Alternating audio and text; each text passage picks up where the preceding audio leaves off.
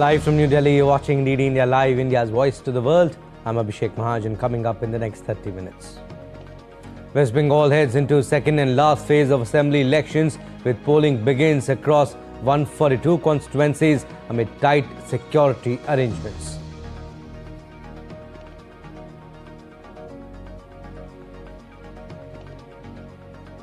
Prime Minister Modi to give major infrastructural push to northern state of Uttar Pradesh to inaugurate high-speed corridor Ganga Expressway in Hardoi.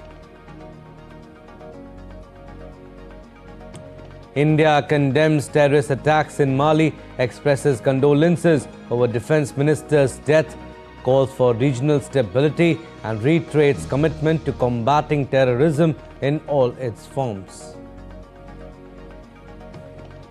US mulls over Tehran's latest offer to unblock Strait of Hormuz. Iran says Washington could no longer dictate terms. Oil prices rise further to $99.92 a barrel and Brent up 2.68%.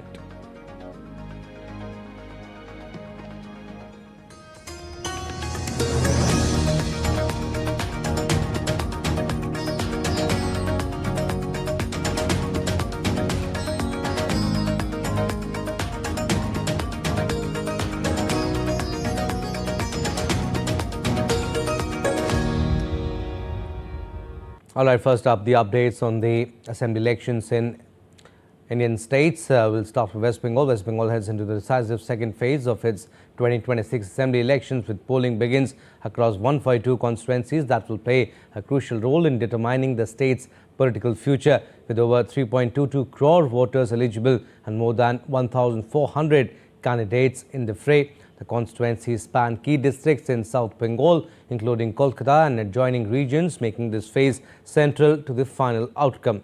Authorities have deployed extensive security forces and enabled webcasting at all polling stations to ensure a smooth and transparent process.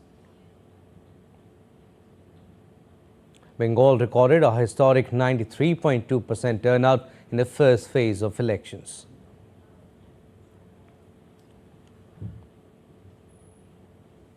Results of the elections held in Kerala, Assam, Tamil Nadu, West Bengal and Puducherry will be declared on May 4.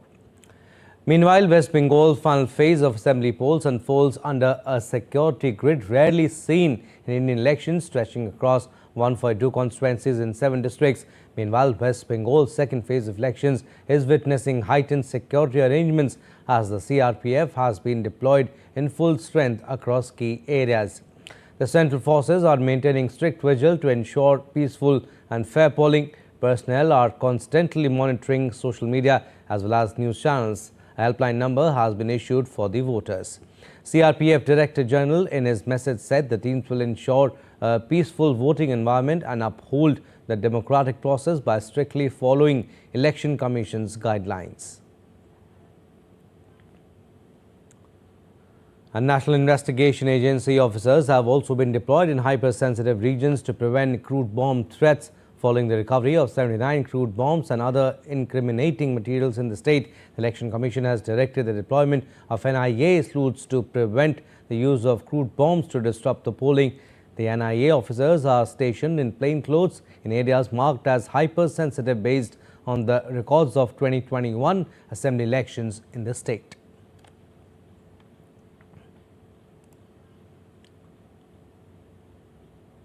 And Prime Minister Modi has urged all those who are voting today to cast their votes in record numbers to make our democracy more vibrant and participatory.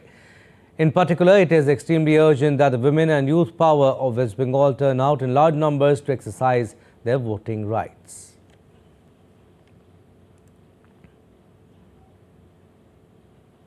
All right, we'll go across to Dum in West Bengal. DD India's Saurav Datta joins us from there. Good morning, Saurav. Tell us what's the atmosphere where you are. Have the voters started turning up? Abhishek, good morning. And as you see, you can see that voters queue beside the in front of the booth. They are queuing for polling, and polling has started. One after another voter comes inside the booth, and they are showing their iCards, they are showing their voter slips, booth slips, and it comes under Dandam constituency in North Chobbish Pargana districts. So today, 142 seats are going for votes, and among these 140 constituencies, the high voltage state is Bhawanipur, where Chief Minister Mamata Banerjee is contesting, and against her, Shubhendu Adhikari, BJP's opposition leader, he is contesting from the Bhawanipur state. Besides Bhawanipur, within Kolkata, the Rashbihari constituency, Maniktola constituency, Dorashaka constituency, Sampurpur constituency, these are the constituencies which BJP expecting that they will good in this they will good in these constituencies. And besides Kolkata, Howrah, Hooghly, Nadia, North Chobbish Parganas, South Chobbish Parganas, and Purba Bardhaman. These are the constituencies which are going for the seven districts, which are going for polls. And among these 142 constituencies, 32 constituencies are such where the Muslim voters population is more than 40 to 90%. Abhishek? All right, second and last phase of elections today in West Bengal, and the results will be declared on May 4th. Thank you for the time being, Saurabh, but yes, we'll keep taking updates from you. On day 2 of Uttar Pradesh visit, Prime Minister Narendra Modi to inaugurate the Ganga Expressway in Hardoi district, marking a significant milestone in the development of world-class infrastructure in the country. The Ganga Expressway is a 594-kilometer long, 6-lane, access-controlled greenfield high-speed corridor built at a cost of around Rs 36,230 crore. The Ganga Expressway is not merely a transportation project but a transformative initiative that will reduce logistics costs, attract industrial investment, boost agriculture and rural incomes, generate employment and drive holistic economic growth across the state. Narendra Modi will dedicate the Ganga Expressway to the nation from Hardoi on April 29. The expressway will give a new direction and momentum to infrastructure and industrial development in Uttar Pradesh. ये Ganga expressway अपने साथ इस क्षेत्र में नए उद्योग लाएगा, अनेक रोजगार, हजारों नौजवान के लिए अनेक नए अवसर लाएगा. Project has been developed as an integrated manufacturing and logistics corridor. Stretching 594 kilometers from Meerut to Prayagraj, the Ganga Expressway is the longest expressway in Uttar Pradesh. Built at an estimated cost of around 37,000 crore rupees, the expressway was constructed in 4 phases, a strategy that helps speed up execution and ensure timely completion. This is going to be highly beneficial for our village residents, people of the region, and the entire district, bringing significant development. This is set to be inaugurated by the Honorable Prime Minister Narendra Modi. It will greatly benefit the region, boosting industry, trade, and creating employment opportunities here. With the launch of the Ganga Expressway, connectivity between eastern and western Uttar Pradesh will improve significantly. The government believes this corridor will emerge as a major hub for investment and employment generation in the coming years. Moving on, Ecuador's Foreign Minister Gabriela Sommerfield is on a 3-day visit to New Delhi from Wednesday, marking an important step in strengthening diplomatic relations between the two countries. Sommerfield, who is also Ecuador's Minister of Human Mobility, will hold discussions with External Affairs Minister Dr. S. Jaishankar on Wednesday. The discussions are expected to focus on improving bilateral ties, expanding cooperation and exploring new opportunities in areas of shared interest. Later, she is scheduled to visit Rajghat and pay tribute to Mahatma Gandhi before meeting Minister of Health and Family Welfare J.P. Nadda and Minister of Commerce and Industry Piyush Goyal in the evening. These meetings are expected to cover important subjects such as trade, economic cooperation, healthcare partnerships and diplomatic collaboration.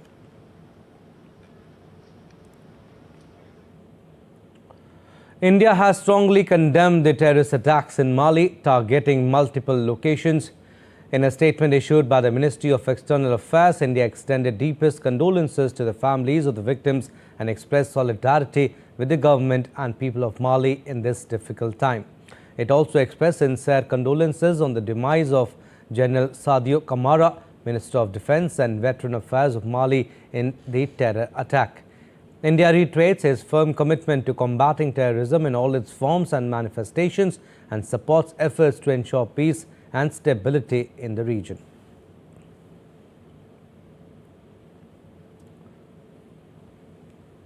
And the latest update, Mali's military ruler Assimi Goïta has vowed to neutralize those responsible for the coordinated insurgent assaults over the weekend. In his first public appearance since the attacks, Goïta declared that the situation is under control and said that operations would continue until they achieve the complete neutralization of the groups involved in the attacks. West Africa's Al-Qaeda affiliate and a Tuareg-dominated separatist group hit Mali's main army base in the area near Bamako's airport in the attacks on Saturday, while also pushing Russian troops supporting government forces out of the strategic northern town of Kidal. The assaults marked a major escalation in violence, with the West African country's Defence Minister Sadio Kamara killed when a suicide attacker rammed an explosive-laden vehicle into his residence in the garrison town of Kati near the capital Bamako. Meanwhile, in a video message distributed on Tuesday, a spokesperson for the Al-Qaeda affiliate Jamaat Nusrat al-Islam wal Muslimin boasted about Saturday's violence and described it as revenge for drone strikes and other attacks perpetrated by Malian forces. The spokesperson also threatened to implement a siege of Bamako, a city of 4 million people. Russia, on its part, has said that jihadi and separatist forces in Mali were regrouping after Moscow's forces helped thwart what it described as a coup attempt on Saturday, preventing insurgents from seizing key facilities, including the presidential palace.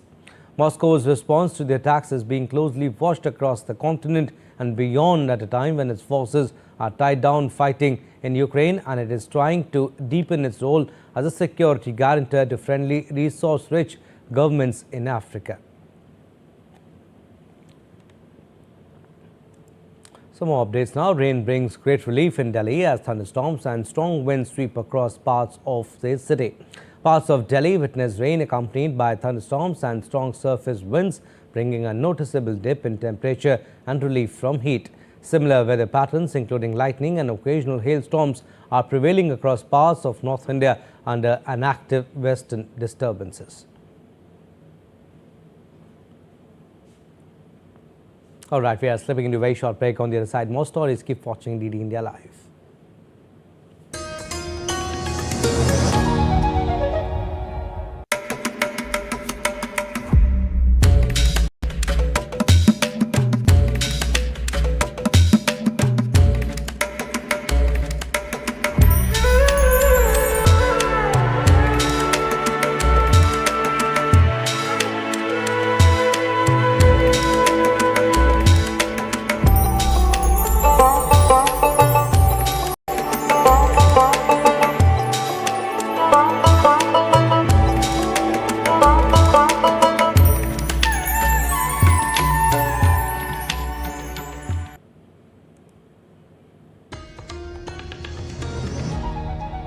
Welcome back. You're watching DD India Live. I'm Abhishek Mahajan. Some more stories. Efforts to end the Iran conflict were at an impasse on Tuesday, with US President Donald Trump unhappy with the latest proposal from Tehran. Trump said on Wednesday that King Charles agrees Iran cannot have a nuclear bomb. Doing a little Middle East work right now, too, if you might know, and we're doing very well. We have militarily defeated that particular opponent, and we're never going to let that opponent ever. Charles agrees with me even more than I do. We're never going to let that opponent have a nuclear weapon. They know that, and they've known it right now very powerfully. And Donald Trump has instructed aides to prepare for an extended blockade of Iran. In recent meetings, Trump opted to continue squeezing Iran's economy and oil exports by preventing shipping to and from its ports, adding that his other options, including resuming bombing or walking away from the conflict, carried more risk than maintaining the blockade. Iranian Foreign Minister Abbas Araghchi shuttled in and out of Islamabad twice during the weekend. Senior Iranian officials said the proposal carried by Araghchi to Islamabad over the weekend envisioned talks in stages. Earlier, an Iranian army spokesperson told state media the Islamic Republic did not consider the war over.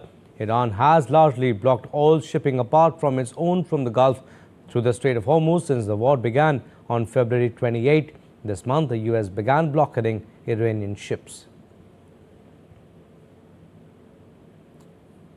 Now, the U.S. Justice Department brought criminal charges against James Comey on Tuesday for the second time, accusing the former FBI director of threatening President Donald Trump. The charges brought in the federal court in the Eastern District of North Carolina accused Comey of threatening the life of the U.S. president and transmitting a threat across state lines. The case relates to the Instagram post Comey published last May while vacationing in North Carolina, showing the arrangement of shells.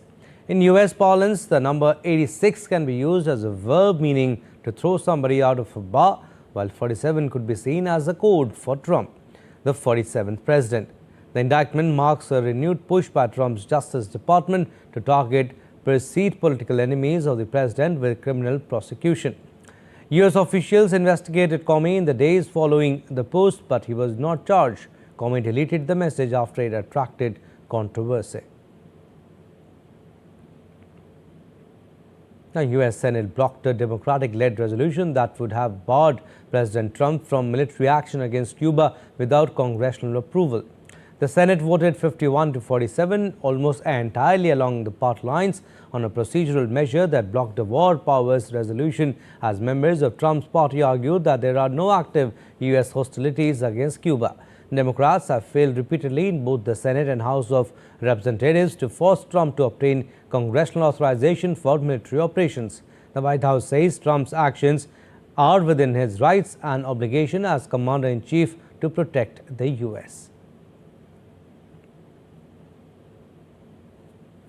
Now, British lawmakers voted against launching an inquiry into whether Prime Minister Keir Starmer misled Parliament in statements about his decision to appoint Peter Mandelson as ambassador to the United States. Starmer picked Labour veteran Mandelson for the top diplomatic posting in December 2024 and then sacked him last September when his ties to the late U.S. Jeffrey Epstein were found to have been deeper than previously known. The Prime Minister has resisted pressure to quit over the matter, saying Mandelson lied about his relationship with Epstein. Starmer also said officials had kept information from him about the vetting process that would have stopped him making the appointment.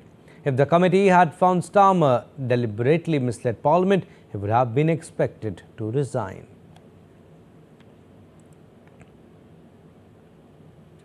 Now, the United States, Bolivia, Costa Rica, Guyana, Paraguay and Trinidad and Tobago released a joint statement in support of Panama's sovereignty on Tuesday. The statement said recent actions by China are an attempt to politicize maritime trade and infringe on the sovereignty of nations in the hemisphere.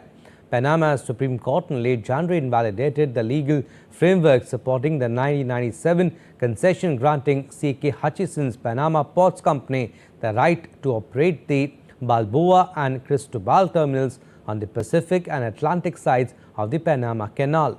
The Panamanian court ruling was followed by a surge in detentions and inspections of Panama-flagged vessels in China in apparent retaliation.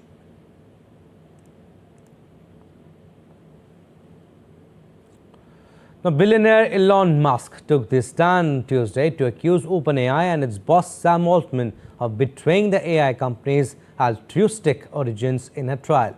The trial could have far-reaching consequences for the industry and oblige the ChatGPT maker to profoundly revamp its business.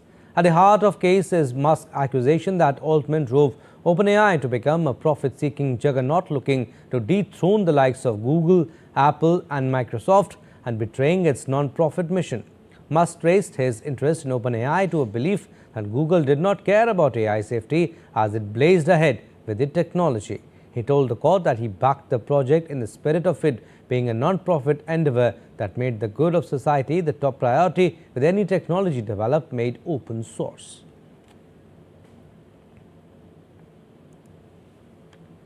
Colombian President Gustavo Petro on Tuesday highlighted the urgent need for a global shift away from fossil fuels during the opening of the first international conference on the transition beyond fossil fuels in Santa Marta. He warned that continued dependence could trigger conflicts, environmental damage and societal breakdown. Backed by Colombia and the Netherlands, the event highlighted resistance within economic and political systems to energy transition, which Petro cautioned could endanger humanity. He reaffirmed Colombia's aim to lead climate action despite low emissions. Held from April 24th to 29, the summit drew over 2,600 organizations and delegates from numerous governments, including NGOs, indigenous groups, academics, and businesses focusing on fair and inclusive energy transition solutions. Empieza a haber un conflicto entre humanidad. Colombia proved that fighting is possible. The numbers are improving. I wish they would improve faster. We are not a major emitter, but we aim to be an example, both in what we are prevented from doing and in what we can do. Mobilizing the Colombian population under these objectives, we have drawn much from their strength, their lives, their humanity and their existence. Moving on, oil prices rose on Tuesday as investors assessed the stalemate in the Iran conflict and news that the United Arab Emirates was cutting ties with OPEC. Crude oil prices jumped over 3% today as the Strait of Hormuz remains largely shut due to the conflict. U.S. crude rose 3.68% to $99.92 a barrel, and Brent rose to $111.13 per barrel, up 2.68% on this day. U.S. bond prices also slid, with yields up on concern over the effect of high energy prices on inflation. Oil prices briefly paid gains on the news, but Brent was last hovering near a 3-week high, while West Texas Intermediate broke through $100 per barrel for the first time since April 13. Sports updates now. We'll start with football. Kvaratskhelia and Ousmane Dembele scored twice each as Paris Saint-Germain beat Bayern Munich 5-4 in an epic first leg of the Champions League semi-finals in Paris. It was an extraordinary encounter that saw the highest scoring match ever at this stage of the competition. The first half was crazy, with Harry Kane giving Bayern the lead from penalty, only for Kvaratskhelia to equalize before Joao Neves headed the hosts in front. Michael Olise made it 2-2, but a Dembele penalty in first half stoppage time had the reigning champions back ahead at the interval. Kvaratskhelia and Dembele both then scored again to have host PSG seemingly out of sight, only for Dayo Upamecano to pull one back before Luis Diaz-Canal made it 5-4. Bayern Munich will be confident they can overturn the narrow deficit at home in the second leg on 7th May. Cricket now. In Indian Premier League, Punjab Kings suffered their first loss of this season as Rajasthan Royals beat Punjab Kings by 6 wickets in a high-scoring contest in Chandigarh. 15-year-old Vaibhav Sooryavanshi became the leading run-getter in this IPL season with a cracking 43. The teenage batsman kept up his blazing form with his 16-ball knock that laid the foundation for Rajasthan's chase of 223 as they reached home with 4 balls to spare. Sooryavansh's opening partner Yashasvi Jaiswal hit 51 runs before Donovan Ferreira smacked an unbeaten 52 to complete the win.